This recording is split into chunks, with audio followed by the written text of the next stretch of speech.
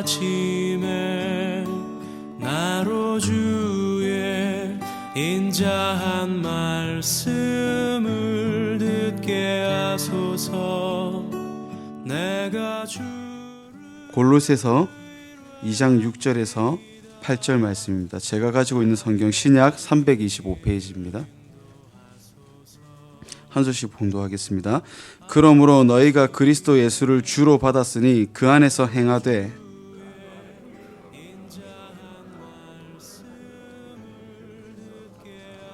함께 봅니다.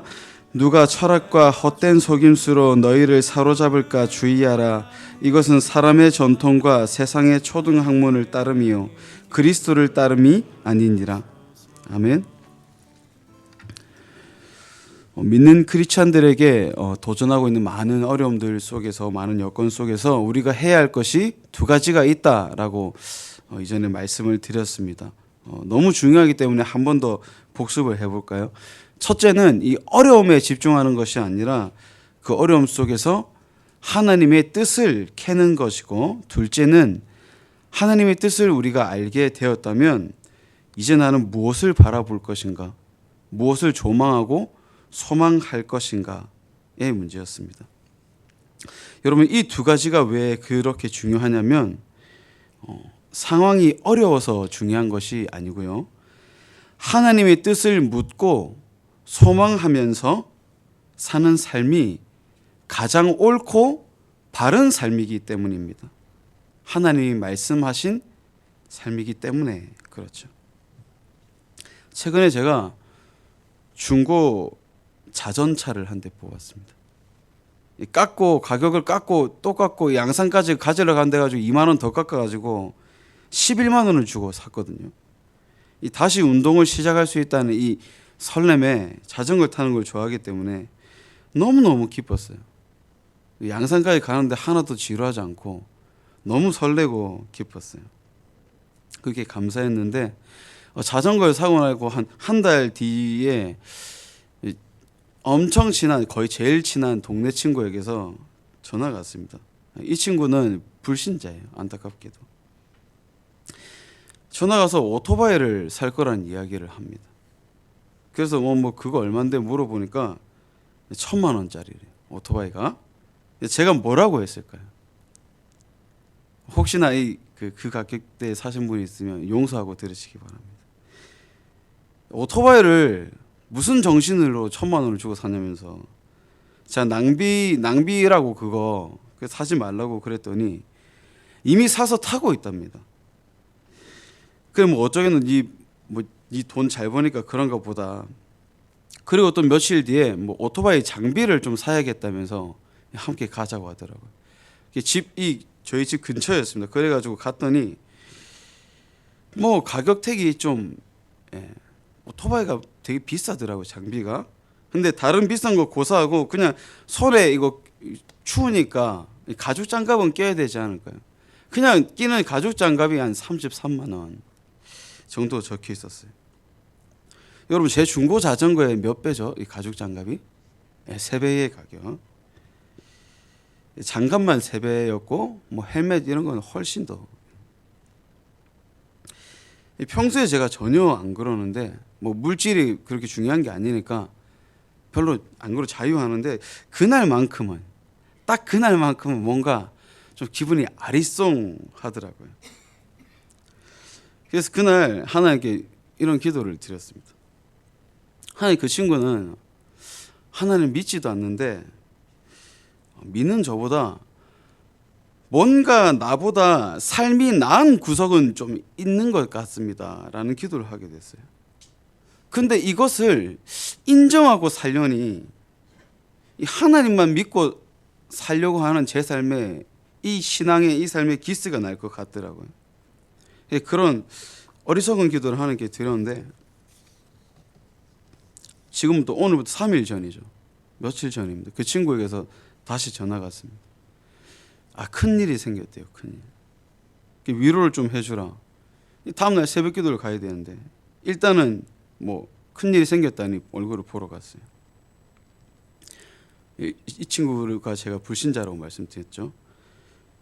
얼마 전에 음주 단속에 적발이 됐대요. 심각한 사실은 이 동일한 사건으로 1년 동안 면허 취소했던 이력이 있었다는 겁니다.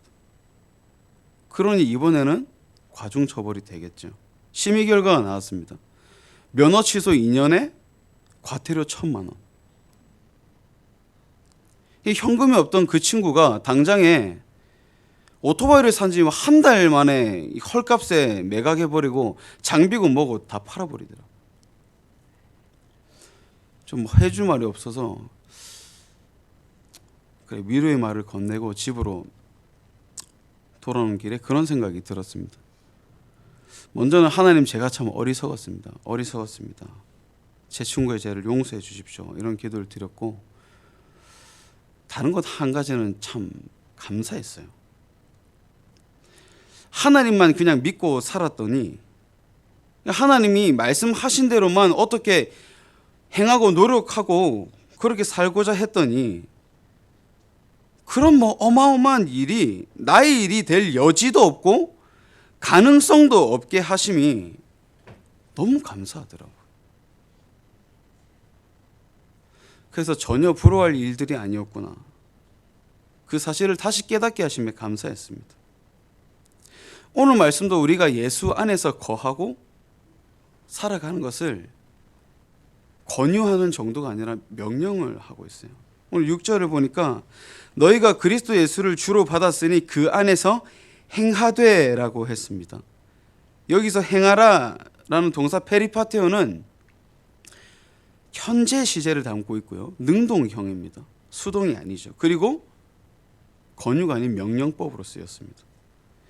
예수를 주로 고백하는 사람이라면 지금 현재 당장 생각하고 행동하고 하는 모든 의식들을 예수 안에서 하라고 권유하는 정도가 아니라 명령하시는 거죠.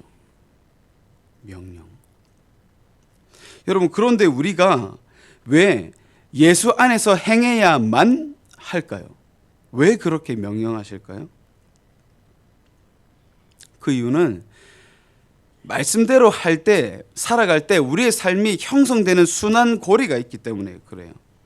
자, 먼저 진정 이 말씀을 명령대로 지키고 살면 하나님께서 우리 안에 영으로 거하시고 그리스도의 사람으로 먼저 인정을 해 주십니다. 로마서 8장 9절을 보니까 만일 너희 속에 하나님의 영이 거하시면 너희가 육신에 있지 아니하고 영에 있나니 누구든지 그리스도의 영이 없으면 그리스도의 사람이 아니라. 자, 그리고 자신의 아들의 그 순종을 보신 것처럼 그 의를 우리에게 입혀주시죠. 8장 14절 무릇 하나님의 영으로, 로마서입니다. 하나님의 영으로 인도함을 받는 사람은 곧 하나님의 아들이라. 15절 양자의 영을 받았으므로 예수 그리스도의 영을 받아서 우리가 아빠 아버지라고 하나님께 고백할 수 있게 됩니다. 그리고 마지막 로마서 8장 18절 생각하건대 현재의 고난은 장차 우리에게 나타날 영광과 비교할 수 없도다 하신 이 약속의 말씀으로 순환고리가 정점을 딱 찍게 되는 것이죠. 이것이 예수 안에서 행하는 삶의 순환고리입니다. 그리스도의 영을 부어주세요. 우리가 그 명령에 지키고 살고자 할 때 그리스도의 영을 부어주시고 그 영을 받아서 우리는 하나님을 아빠 아버지라고 고백할 수 있게 되며 또 그 고백을 장차 나타날 그 영광으로 책임져 주십니다. 그렇게 명령하는 것이죠. 가장 완전한 길이니까, 가장 안전하고 가장 옳은 삶이기 때문에 그렇게 말씀하는 것입니다. 여러분 한번 고민해 보십시오. 하나님께서 주 안에서 행하라 라고 명령하시지 않고 우리에게 선택권을 주셨다면 어떻게 될까요? 뭐 물질 안에서 살아보라, 뭐 지혜 지식 안에서 살아보라, 내 능력껏 한번 살아보라, 마음대로 살아보라고 우리에게 선택권을 주셨다면 여러분 어쩔 뻔했습니까? 복음을 받고 구원을 받아야 되는 제 친구의 이런 일처럼 영의 일은 쫓지도 못하고 육의 일만 탐하게 되었으면 그거 어쩔 뻔했습니까? 장갑 하나 33만 원, 뭐 중고 자전거 11만 원. 이 물질의 가치로 우리의 삶을 계속해서 따지고 이 세상 철학들을 고민하고 살면 온몸으로 고통받고 살지 않을까요? 저희들에게 선택권을 주셨다면 결코 세상에서 자유하지 못할 거예요.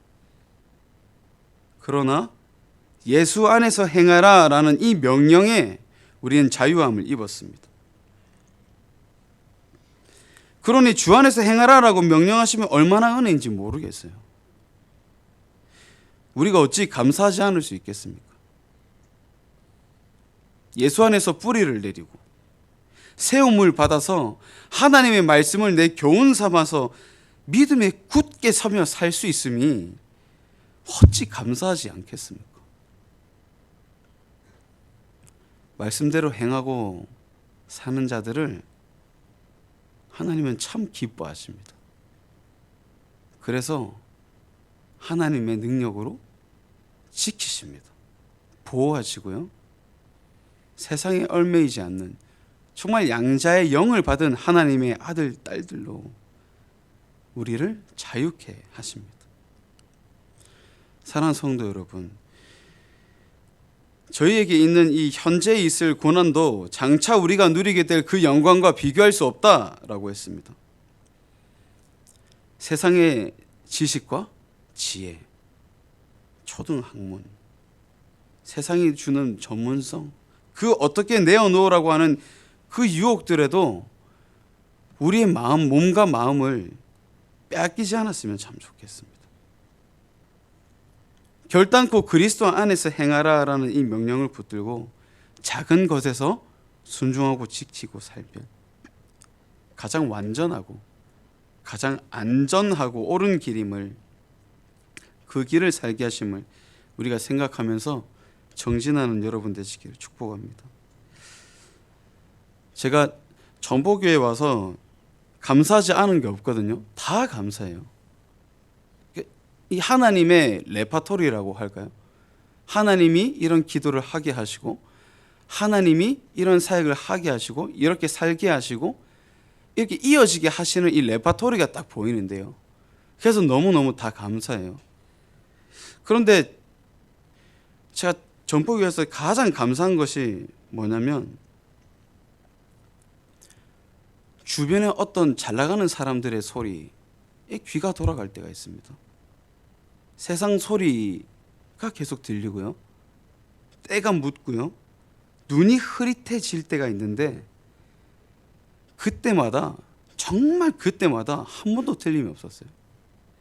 담임 목사님 말씀을 통해서, 그리고 우리 부교육진들 말씀을 통해서 하나님 늘 바로잡아 주셨다는 거예요. 양아, 그 길이 맞아. 네가 지금 걷고 있는 그 길이 맞아. 흔들리지 않아도 돼. 그 길이 옳은 길이야 라고 하나님 말씀하실 때마다 얼마나 그것이 힘이 되는지 모르겠거든요. 그 생명의 말씀들이 아니었다면 이미 무너지고 말았을 겁니다. 사랑하는 성도 여러분, 말씀은 능력이 있습니다. 사람을 깨우치고 영을 새로이 하는 능력이 있습니다. 하나님의 사람으로 만들어가는 능력이 있습니다. 말씀을 붙드십시오. 그리고 이 말씀 안에서 강하고 담대하시기를 축복합니다. 예수 그리스도를 통해서, 예수 그리스도 안에서 거하고 행하고 살아가시는 여러분 되시기를 축복합니다. 다 같이 기도하겠습니다. 세상이 가져다주는 생각과 지식, 능력, 권력, 초등학문, 세상 철학, 그런 것들을 앞에 두고 성경은 고민도 하지 말고 예수 그리스도 안에서 행하라는 명령을 말씀하셨습니다. 이것이 저희에게 정말로 얼마나 큰 은혜인지 몰라요. 이 하나님 주신 은혜에 감사하며 먼저 나아갔으면 좋겠습니다. 우리 교회와 가정과 우리 자신들을 하나님 오늘날까지 붙들어 주시고 앞으로도 지키실 것이며 장차 그 영광을 소망하며 살게 하시는 그 은혜에 감사하면서 오늘 하루도 말씀으로 예수 안에서 거하라 그렇게 살게 하시라고 기도하시고 우리 타국에서 이 험한 시국에 사역하시는 우리 선교사님들 생각하시면서 기도하시고 가정과 나라와 그리고 개인 기도하시다가 가정으로 돌아가겠습니다. 기도하겠습니다. 내가 내